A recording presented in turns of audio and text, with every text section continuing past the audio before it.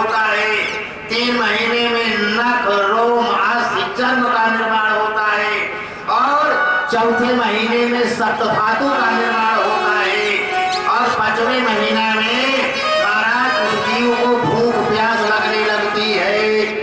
माता के गर्भ में जीव जब 5वें महीने में पहुंचता है तो वह जीव भूख के मारा छटपटाता है, तो भूख प्यास से व्याकुल हो जाता है। और 6वें महीना में जब पहुंचता है तो 6वें महीना में वह जीव माता के गर्भ में, माता के दाहिनी कोख में जरायु की झिल्ली में लिपटा हुआ, सिर नीचे करके पैर ऊपर करके माता के दाहिने कोख में डोलने लगता है। तब उस जीव को अपने सैकड़ों जन्म की स्मृति याद आती है। एक जन्म नहीं मरा, माँ के गर्भ में जीव को 100 जन्मों की याद आती, शतावृत्ति 100 जन्मों की याद आती है। इसके पहले मैं कहाँ पैदा हुआ था, उसके पहले कहाँ पैदा हुआ था, उसके पहले कहाँ पैदा हुआ था, किस योनि में पैदा हुआ था, सैकड़ों जन्म की याद आती है उस समय महाराज।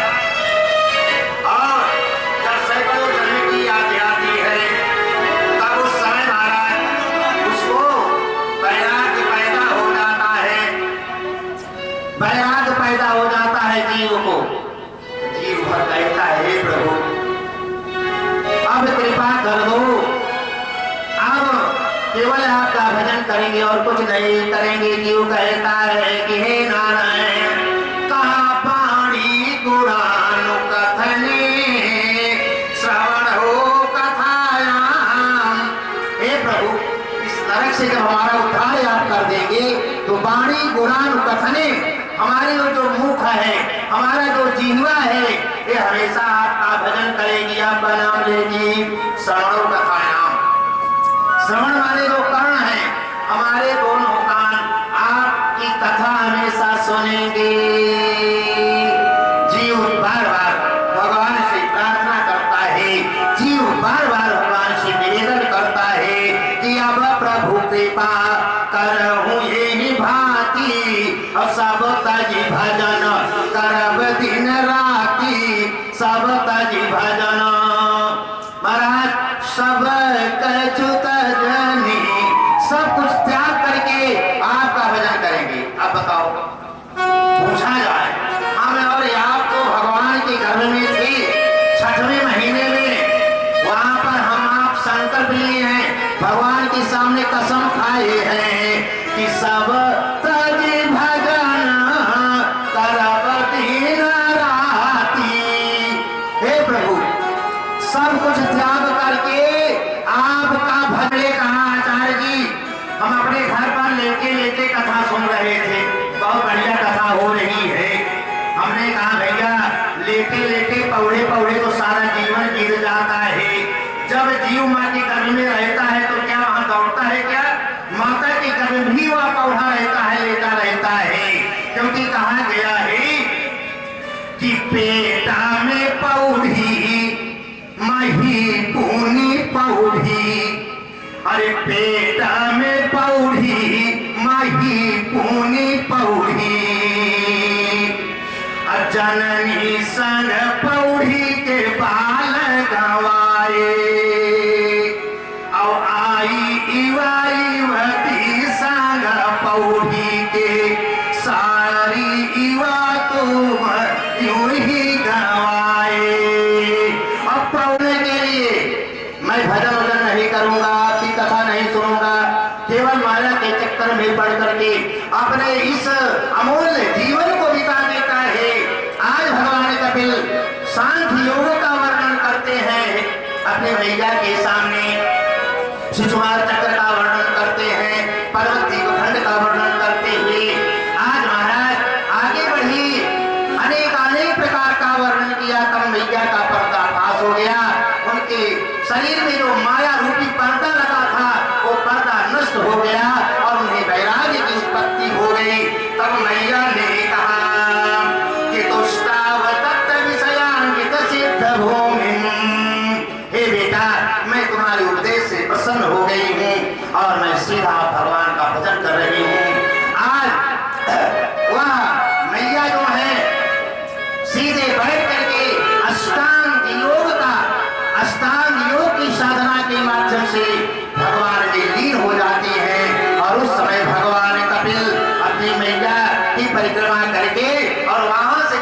कि समुद्र के किनारे आए, और समुद्र के किनारे कैसे आए, समुद्र देव ने उनके रहने के लिए सुंदर स्थान दिया। आज हम लोग गंगा सागर जाते हैं जहाँ पर कपिल भगवान का स्थान बना हुआ है। कपिल भगवान नहीं जाकर के गंगा सागर में वहीं पर निवास करते हैं। लोग जनवरी के महीना में खिचड़े के दिन जाकर के उनका दर्शन करते हैं और लाभ लेते हैं। श्री कृष्ण गोविंद हरे मुरारी, हे नाथ नारायण वासुदेव। श्री कृष्ण गोविंद हरे मुरारी, हे नाथ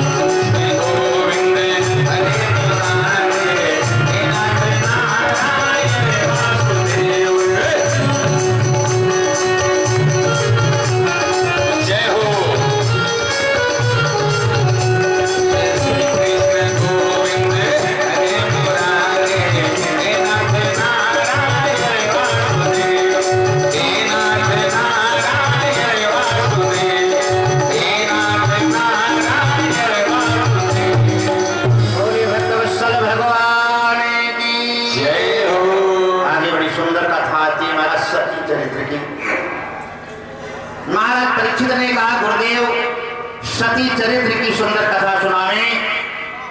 सुखदेव स्वामी वर्णन करते हैं, एक दिन कैलाश पर्वत पर भगवान शिव सती मैया बैठी थी और संयोग से आकाश मंडल में अनेकानेक प्रकार के विमान उड़ते चले जा रहे हैं। अरे सती अभिलोके व्योम में विमाना और चले जात सुंदर विधि नाना, चले जात सुंदर विधि नाना। मैया सती ने देखा आकाश मंडल में अनेकानेक विमान।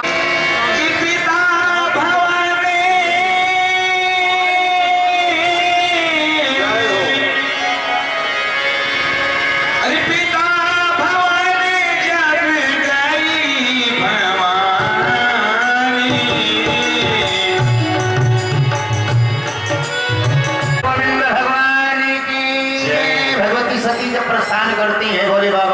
काम तो बिगड़ गया। चलो कुछ लोगों को भेज दिया जल की रक्षा के लिए। कुछ गण आज मैया के साथ लग गई। आज भगवती सती अपने पिता के यहाँ पहुंची हैं, यज्ञशाला में प्रवेश करती हैं। प्रवेश करने के बाद देखा सब देवताओं का भाग लगा है, हमारे पति देवता का भाग ही नहीं है। मैया क्रोधित हो गई। सती जाई देखो तब जागा, कहूं न देख शंभु कर भागा। बोले कहूं न देख शंभु कर भागा। भोलेनाथ का कहीं इससे नहीं लगा हो। भगवती सती क्रोध में आगे हाहाकार करते हुए हर हर हर हर की आवाज करता हुआ आज चल देता है। और जैसे उनके गांव के समीप पहुंचा, बड़ी जोर से भयंकर गर्जना किया। जैसे आकाश मंडल में मेघ गर्जना करते हैं, उसी प्रकार से वह गर्जना करने लगा। और गर्जना करते हुए महाराज वहां पर पहुंच गया।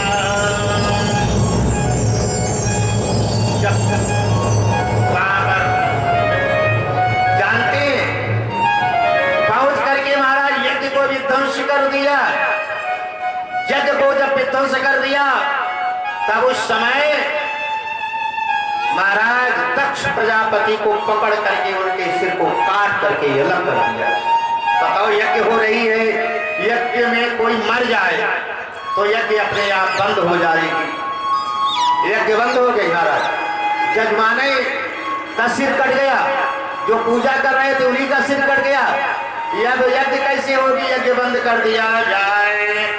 तब उस समय महाराज सारे लोग बड़े दुखी हुए और दुखी होकर के भगवान भोलेनाथ के पास पहुंचे हैं।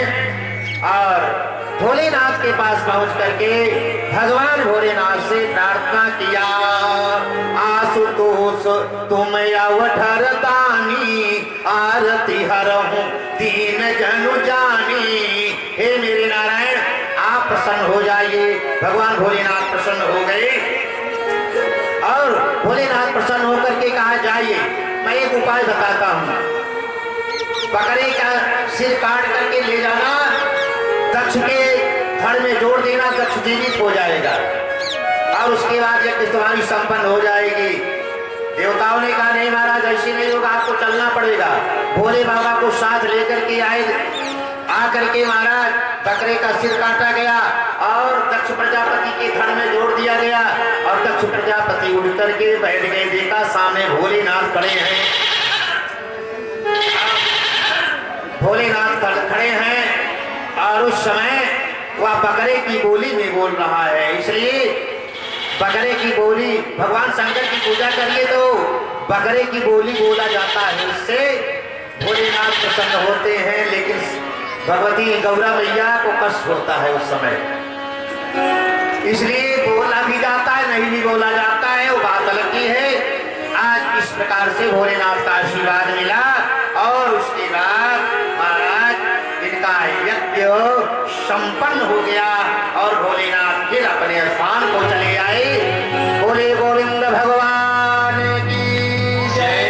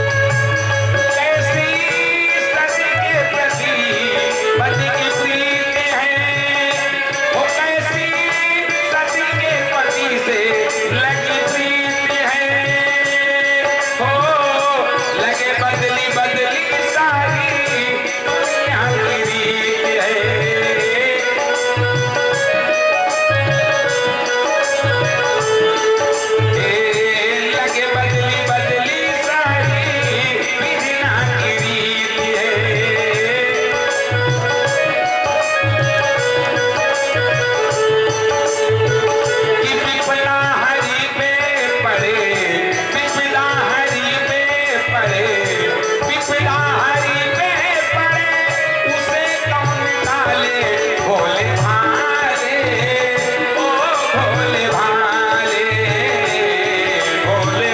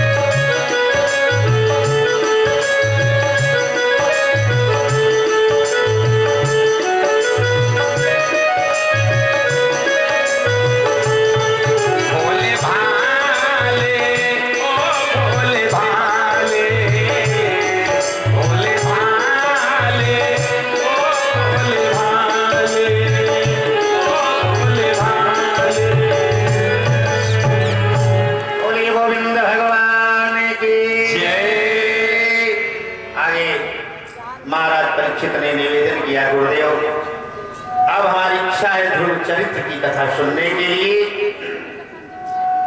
प्रियव्रत उत्तान पादौ शतरूपापति सुतो वासुदेव श्री कलायां रक्षायां जगता स्थितो। महाराज इनके दो पुत्र थे महाराज मनु के, का नाम प्रियव्रत और उत्तानपाद, दो पुत्र थे महाराज। तो ये जो उत्तानपाद नामक राजा थे, उत्तानपाद की पत्नी सुनीति से ध्रुव कैसे पैदा हुए और महाराज ध्रुव को वैराग्य कैसे हुआ, ध्रुव को ध्रुवधाम कैसे प्राप्त हुआ, ध्रुव ने 36,000 वर्ष तक राज्य का भोग कैसे किया, शो कथा महाराज संक्षेप में सुनावे। आज सुखदेव स्वामी कहते हैं, राजन जाई उत्तानपादस्य सुनीति शुद्धस्तयो सुरुचि प्रेयसी पत्न्यो नेतरायत सुतो ध्रुवम नेतरायत सुतो ध्रुवम। राजा उत्तानपाद की दो पत्नी थी, एक का नाम सुरुचि, एक का नाम सुनीति। जो सुंदर रुचि रखने वाली है वही सुरुचि, सुनीति सुंदर नीति करने वाली वही सुनीति है। आज पत्नी दो हैं, लेकिन राजा उत्तानपाद किससे ज्यादा प्रेम करते हैं, भागवतकार लिखते हैं सुरुचि प्रेयसी पत्नी, भागवत में लिखा है।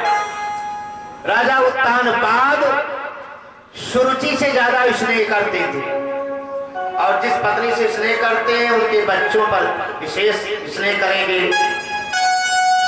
और इसीलिए एक दिन राजा बैठे थे और सुरुचि का जो पुत्र था जिसका नाम उत्तम था वह उत्तम राजा की गोद में बैठा हुआ था। एकदा सुरुचि पुत्र मदमारोग्य लालयन् उत्तमं नारुं रक्षन्तं ध्रुवं राज्याभिनन्दत। तब तक ध्रुव नामक 5 वर्ष का बालक सामने खड़ा था। उसने विचार किया मैं भी पिता की गोदी में बैठ जाऊं, और जैसे जाकर के पिता की गोदी में बैठने का विचार किया, बैठने लगा, इतने में अंदर से उनकी विमाता आ गई, सुरुचि आ गई, दौड़ करके उस बच्चे के हाथ को पकड़ करके गोद से नीचे उछलक दिया। अरे दुष्ट, अरे नालायक, तुमको राजा की गोदी मिलेगी बैठने के लिए। अगर तुमको राजा की गोदी प्राप्त करना है तो तुम पहले अपने प्राणों का परित्याग कर, और उसके बाद मेरे गर्भ से जब पैदा होगी तब तुम्हें राजा की गोदी मिलेगी। 5 वर्ष का छोटा सा बालक आज आंखों में अश्रुपात करता हुआ मैया सुनीति के सामने आया।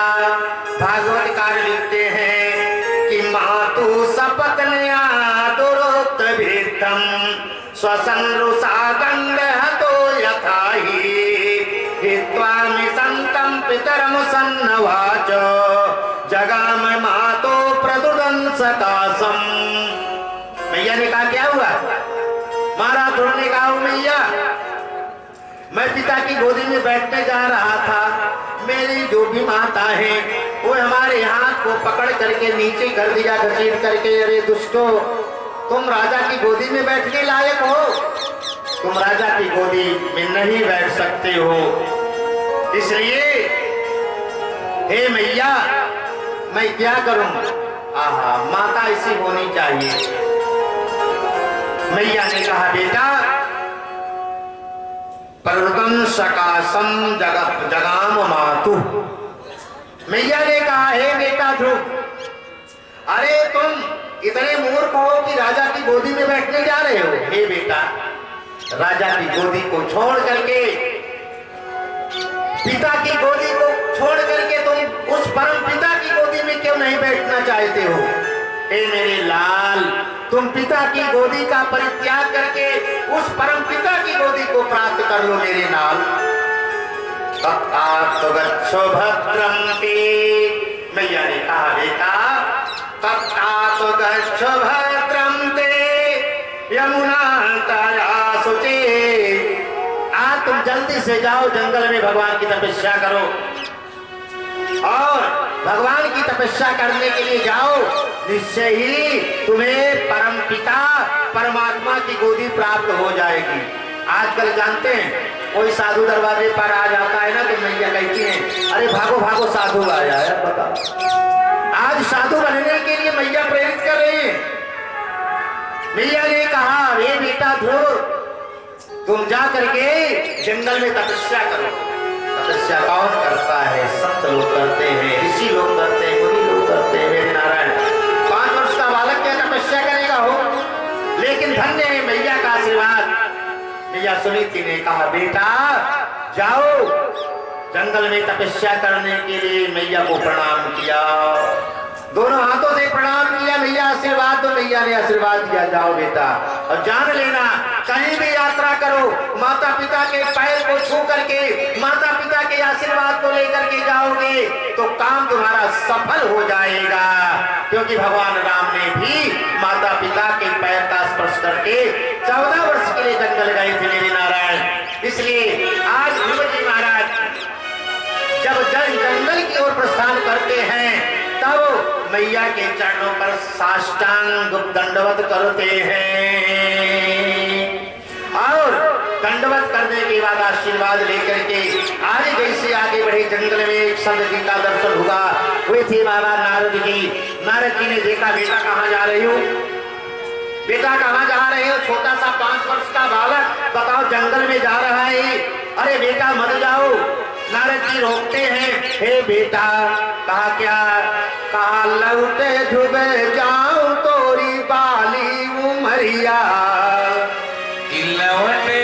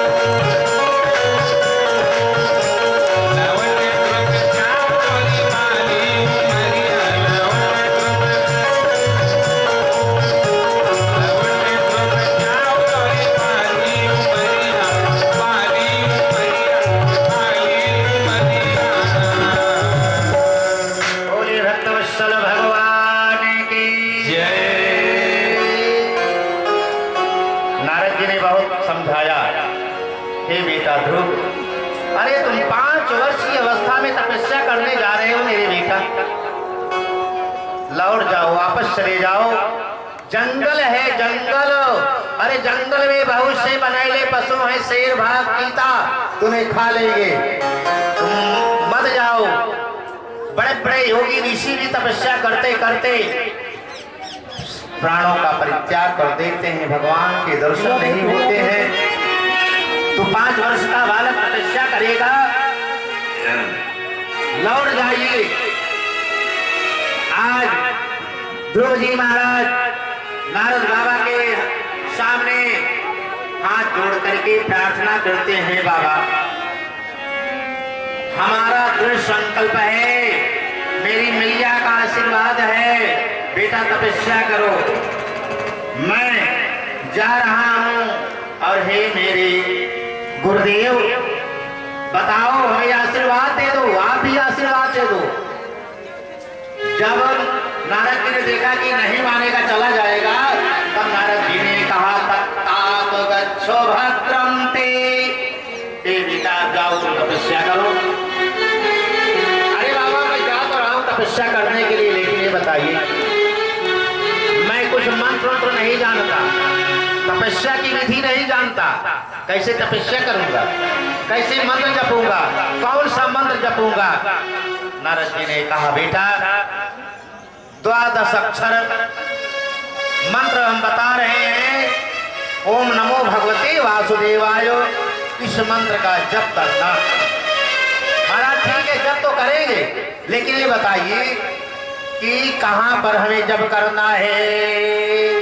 नारद जी ने कहा यमुना तटम शुचि, जमुना के किनारे चले जाओ। अरे महाराज जमुना जी तो जमुनेत्री से लेकर के प्रयागराज तक है, जमुना के किनारे कहां पर बैठ करके तपस्या मैं करूंगा? तो नारद जी ने कहा पुण्यम मधुबनम यत्रो सानिध्यम नित्यदा हरे, जाओ जमुना के किनारे वृंदावन में मधुबन नामक टीला है, मधुबन नामक टीले पर पहाड़ पर चढ़ जाना और पहाड़ पर चढ़ करके हे बेटा वहीं तपस्या करना, 12 अक्षर का जप करना और भगवान कृष्ण की प्रतिमा को अपने अंतःकरण में प्रविष्ट करा लेना, उनका ध्यान करते रहना। ध्रुव ध्रुव जी चले गए, वहीं पर बैठ गए।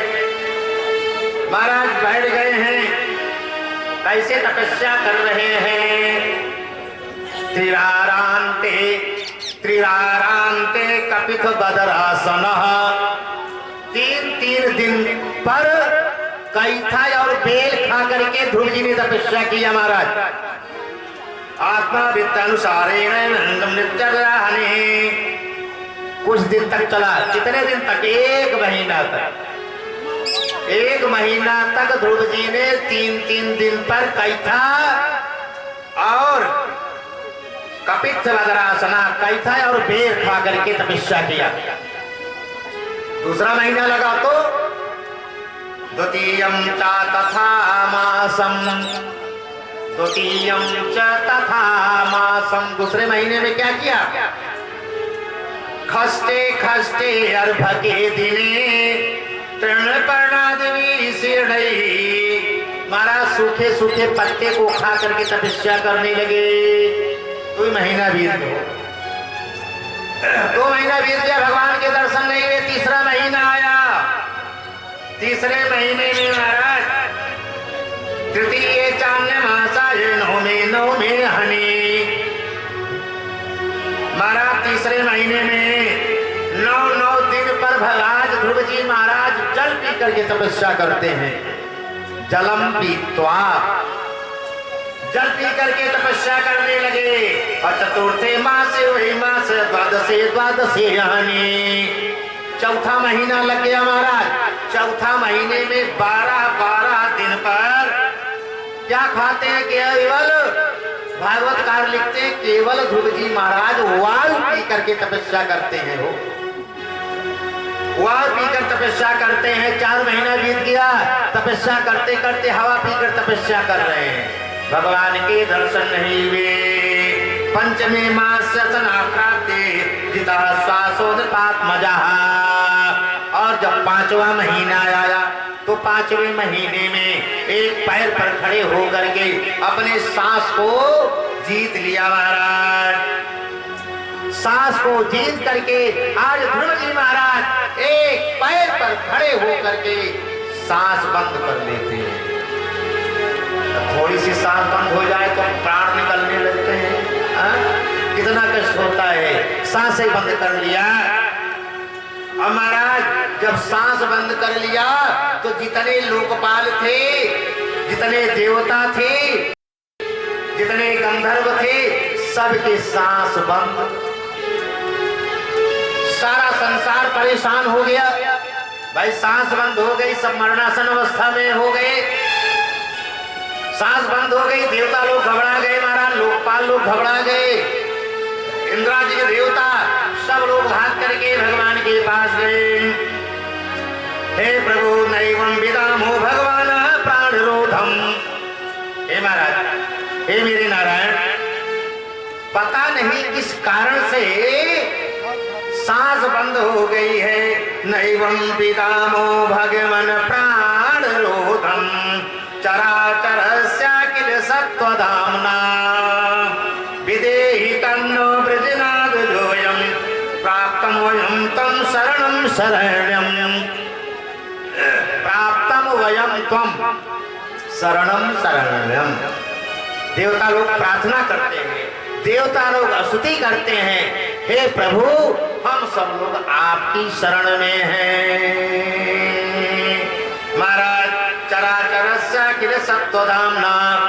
अरे महाराज एक नहीं, सारा चराचर, सारा संसार आज व्याकुल हो गया है।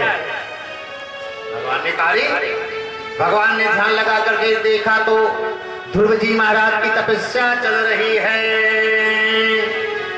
महाराज ध्रुव जी महाराज की तपस्या उस समय चल रही है। और जब तपस्या चल रही है तो भगवान ने कहा, ठीक है हे देवताओं, अभी अभी मैं तुम्हारा कल्याण कर देता हूं। भगवान जल्दी से गरुड़ को बुलाए, गरुड़ पर चढ़ करके आज भगवान पहुंच जाते हैं ध्रुव जी महाराज के पास। ध्रुव जी महाराज जहां तपस्या कर रहे हैं, भगवान आज वहां पर पहुंचे हैं। और जब पहुंचे तो भगवान कहते हैं, वरदान मांगो। हे बेटा ध्रुव, वरदान मांगो। महाराज 5-5 महीना हो गए, अन्न जल से भेंट नहीं हुआ। बताओ बोलने का सामर्थ्य रहेगा क्या? ध्रुव जी के अंदर बोलने की शक्ति नहीं रह गई। भगवान ने क्या किया? भगवान ने अपने शंख को लेकर के ध्रुव जी के कपोल में स्पर्श करा दिया। ध्रुव जी के गाल में जैसे शंख स्पर्श कराए, ध्रुव जी देखने लगे, आंख को खोल दिया तक उसे देखने लगे। भागवतकार लिखते हैं, कृतांजलि ब्रह्ममय निकंबुना परस्परम बाल कृपया कपोले। परस्परम बाल कृपया कपोले। जैसे ध्रुव जी महाराज के गाल में शंख का स्पर्श हुआ, इतने में महाराज उनके अंदर अलौकिक शक्ति प्रदान हो गई। और जब अलौकिक शक्ति प्रदान हो गई तब भगवान के चरणों पर गिर पड़े। हे प्रभु, बहुत दिन के बाद आपने दर्शन दिया। भगवान ने कहा, बेटा ध्रुव, तुमने बहुत तपस्या किया, अब तुम ऐसा करो, अपनी तपस्या को बंद कर दो और सीधे सीधे अपने राजभवन में चले जाओ। और राजभवन में जाकर के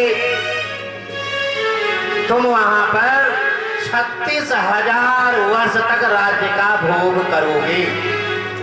और हे बेटा ध्रुव, 36,000 वर्ष जब बीत जाएगा तो तुम्हारे लिए सब ग्रहों के ऊपर एक धाम मैंने बना दिया है, जिस धाम का नाम है ध्रुव धाम।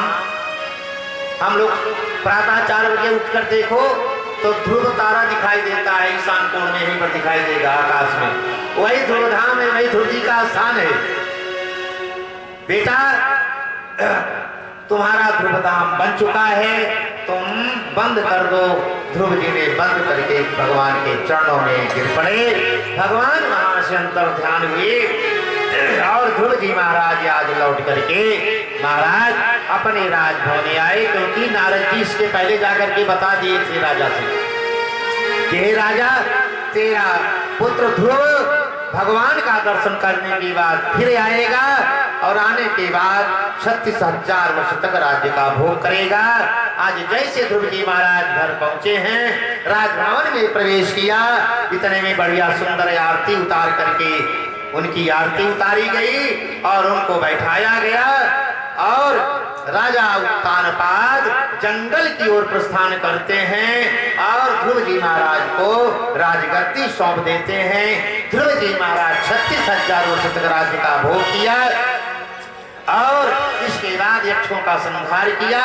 उसी बीच में उनका संहार करते हुए ध्रुव जी महाराज के जब 36,000 वर्ष पूरे हुए, तब ध्रुव जी महाराज अपने राजभवन का परित्याग करके महाराज ध्रुव जी महाराज अपने कल्प और वत्सल नाम के 2 पुत्र थे ध्रुव को।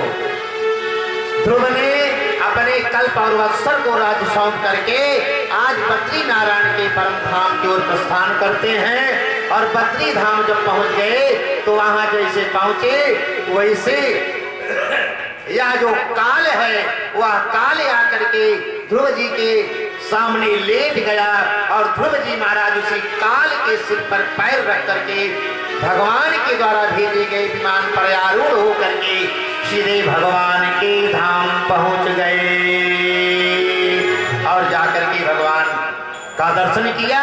उसके बाद समय अनुसार उन्हें ध्रुव धाम की प्राप्ति हुई और ध्रुव जी महाराज जाकर के अपने धाम में निवास करने लगे। लोगों को परम मंगलमय आनंद हुआ। इसी के साथ वाणी को विराम देते हैं। आज की कथा इतनी है, इतनी ही। कल आप सब लोग अधिक से अधिक संख्या में आए। आज 3 दिन बीत गया, अब मात्र 4 दिन बचे हैं। आप लोग 4 दिन आकर के कथा का रसास्वादन करिए। आइए हम लोग 2 बार भजन नाम संकीर्तन करते हैं। उसके बाद आरती की तैयारी इधर हो रही है, संकीर्तन करते हैं, आरती करेंगे, आरती में भाग लेंगे, फिर प्रसाद लेकर अपने अपने घर की ओर प्रस्थान